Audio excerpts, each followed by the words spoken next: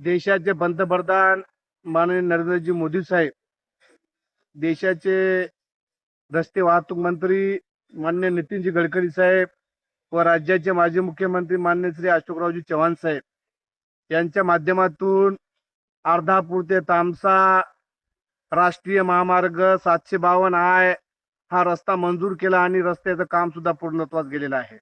परंतु लोणारी नदी लोणी खुर्द तालुका अर्धापूर जिल्हा नांदेड या ठिकाणी लोणारी नदीवर एक पूल बांधण्यात आला. पूल बांधून त्या ठिकाणी लोणारी नगरच्या पुलाला त्या ठिकाणी या कामामध्ये एक बंधाऱ्याचं काम सुद्धा त्या ठिकाणी प्रयोजन केलं होतं. त्या बंधाऱ्याचं काम अद्याप पूर्ण झालेलं नाही. खालचं जमिनीतलं फाउंडेशन पूर्ण झालेलं आहे, परंतु गेल्या 1 वर्षापासून त्या बंधाऱ्याचं अर्धवट काम सोडून रुद्राणी कंस्ट्रक्शनने अर्धवट काम त्या ठिकाणी सोडून दिलेलं आहे. लोणी खुर्द ही गाव वस्ती 4000 लोकसंख्येची वस्ती आहे आणि या वस्तीला पिण्याचा पाण्याचा प्रश्न हा गावातील गंभीर आहे आणि हा प्रश्न सुटण्यासाठी लोणारी नदीखाली जो पूल आहे त्या पुलाखाली राष्ट्रीय महामार्गच्या अंतर्गत त्या ठिकाणी बंधाऱ्याचं काम मंजूर आहे. काम अर्धवट झालेलं आहे, परंतु रुद्राणी कंस्ट्रक्शनच्या अभियंता मान्य श्री जांभळे साहेब व्यवस्थापक आहेत.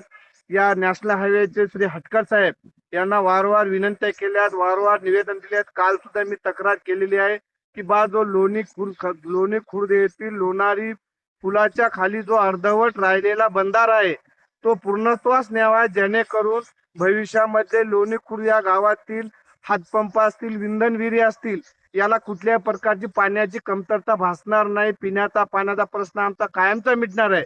परंतु वेळोवेळी तक्रार देऊन कुणीही दखल घेतलेली नाही आणि आमचा 1 वर्षापासून हा बंधाऱ्याचं काम अर्धवट अवस्थेमध्ये आहे, जेणेकरून कुठल्याही आम्हाला आज रोजी पिण्याच्या पाण्याचा गावातील प्रश्न गंभीर बनलेला आहे. याच्याकडे संबंधित अधिकाऱ्यांनी, संबंधित रुद्राणी कंस्ट्रक्शननी तात्काळ याची दखल घ्यावी आणि आमचा जो अर्धवट अवस्थेमधला जो बंधारा आहे तो पूर्णत्वास न्यावा. अन्यथा आम्हाला माननीय राज्याचे माजी मुख्यमंत्री अशोकरावजी चव्हाण साहेब यांच्याकडे निवेदन देऊन आंदोलन करण्याची वेळ येईल. याची आपण रुद्राणी कंस्ट्रक्शन व राष्ट्रीय नॅशनल हायवेचे हटकर साहेब यांनी दक्षता घ्यावी.